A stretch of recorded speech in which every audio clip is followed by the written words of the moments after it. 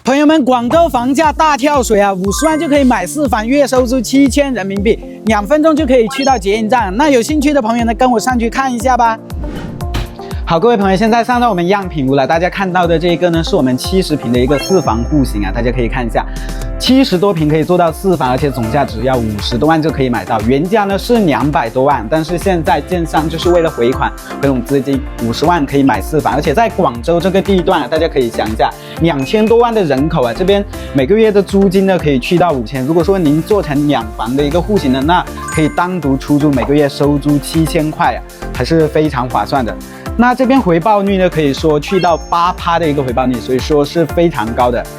然后呢，我们这边去到广州国际机场呢，就20分钟的一个时间，楼下呢就有我们的一个捷运站，2分钟可以到了。全长118公里，可以去到广州各个地区。有兴趣的朋友呢，可以点击头像关注私信我，我会把楼盘的详细资料以及价单还有买房方案发给您。